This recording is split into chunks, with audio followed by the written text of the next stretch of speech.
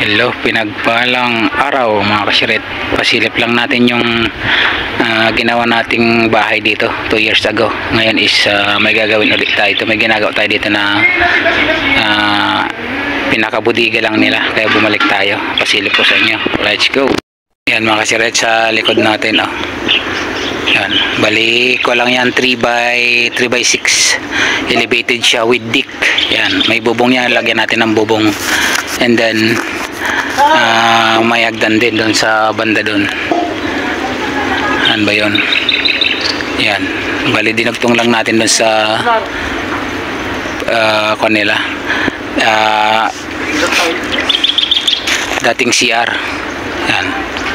Bali dito na lahat yung mga materials niya. Panambak kasi elevated siya. Mga kapatid. Yan ang update mga kasiret. Magkat natin eh. Yan, tingnan natin dito sa loob. Yan, wala tapos lang namin nagbuhos ng mga poste. Ali ipit-ipit lang ito mga kasiret. 12 din yung mga poste niya. Yan.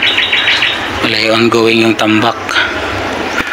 Yan, may bintana doon na 80 by 90. 80 by 90. Yan, bali nakapaglagay na rin ng bakal. Bali liters lang yung bakal natin dyan. Tatlong 12mm. Tapos 9mm yung kanyang pinaka stirrup. Ito yung poste na yun. Yun yung magiging poste ng deck. Lalagyan natin ng bubong siya. Okay. Bali 12 na hollow block din yung taas nito mga kasiret. Banda doon is malalim kasi kung makikita nyo yung contour ng lupa dito is pababa. Kaya kailangan yung panambak. May kamahalan nga yung dito materialis. Ang kanilang hollow block is 15. Tapos yung kanilang buhangin is 3.3. 4,000 naman yung aggregate nila. Bali ito yung ginawa natin mga kasiret. Yung ating mga yero, ito na rin yung natapos namin sa loob ng 2 linggo. Bali itong week na to is pang 3 linggo na namin dito. Yan. Bali hindi ko na video yung detalye nito kasi maliit lang naman. Pero up and down yan mga kasiret yan.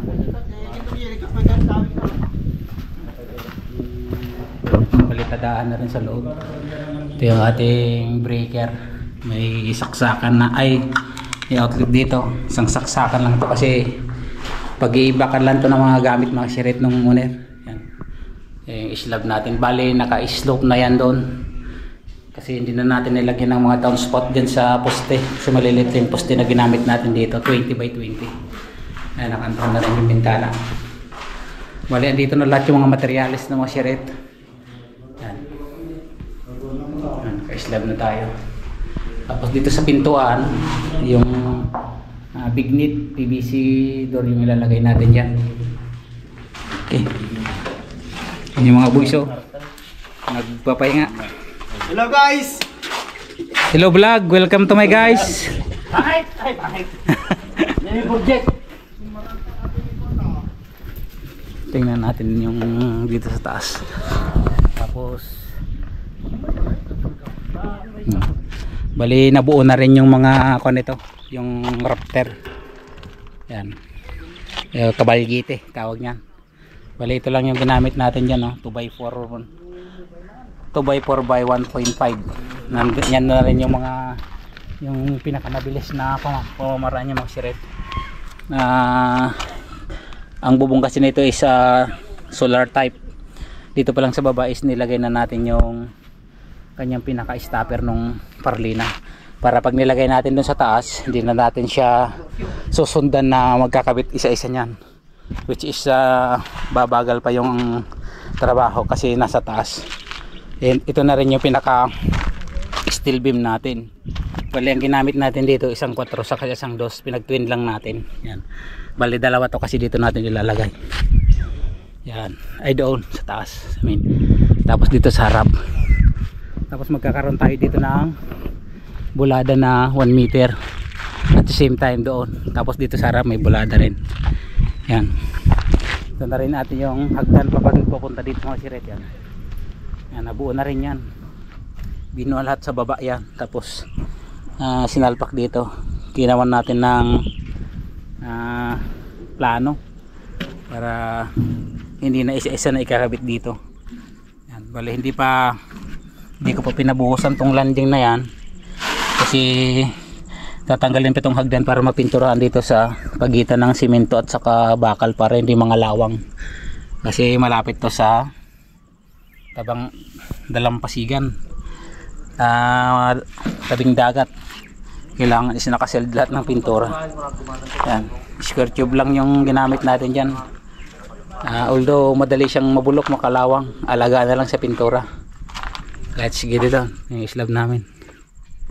Bali bukas ito na yung pinaka priority, yung design dito sa yan, harap. Yan, maliit lang yung beam yan mga shit na ginamit natin. 12mm lang ginamit natin dyan. Hindi ko na pinakita sa inyo kasi low cost lang to, low budget house, bodega lang to, pero nilagyan namin ng pinaka rooftop para may view deck din yung mga magbibisita, just in case na may mga bisita na occupy dito sa mga kubo-kubo na yan, hindi na kailangang umakyat pa doon sa ginawa natin last 2 years. And bali nire-repaint din pala namin to, maminti na talaga pag nasa tabing dagat, kailangang i-maintain na. Yan, nire-repaint namin itong mga sheriff ngayon. Yung mga HH couple din, pinturahan nila.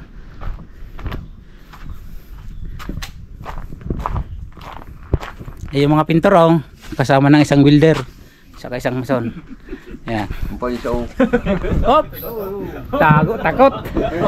Takot makita sa Amerika.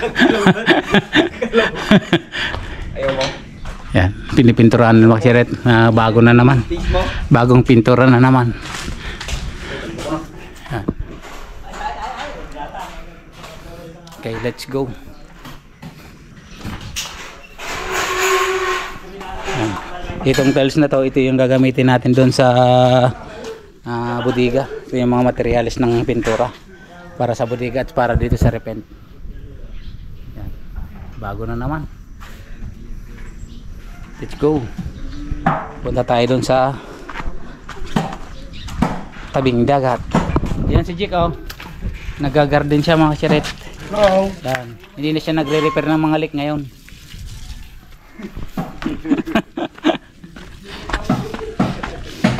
Punta tayo dun sa napakaganda ng napakaganda ng bulaklak niya, pulang pula.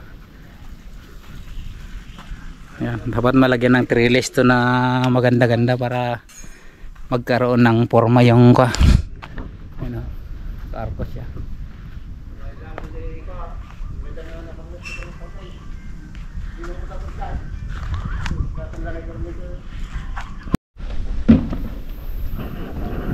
Update, nakapagbubong na kami. Nagkakabit na ng flashing. Yan na yung update. Nagpipintura na rin dito sa labas. As usual, acrylic cast. Tapos dito sa loob, nakapag-tiles na. Siroho na lang. Pinturahan na rin yung papalang ito mga chiret. Second coat. Nakapagawa na din si Juliver ng grills. Isa na lang, awi din.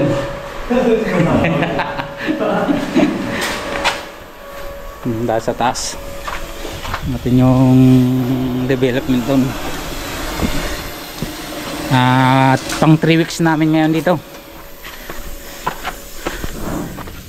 Magkuskus muna ako. Ikabit na rin yung hagdan niya.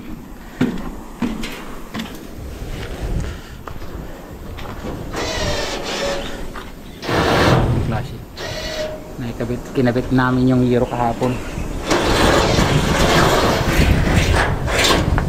Mulong nagkakanto. Shout out. Okay, let's go. Bali ito na lang itatiles namin to pag natapos na yung mga pagpalitada ng poste, tapos saka ilagay itong railing kasi mahirap pag ganito na. Okay, let's go.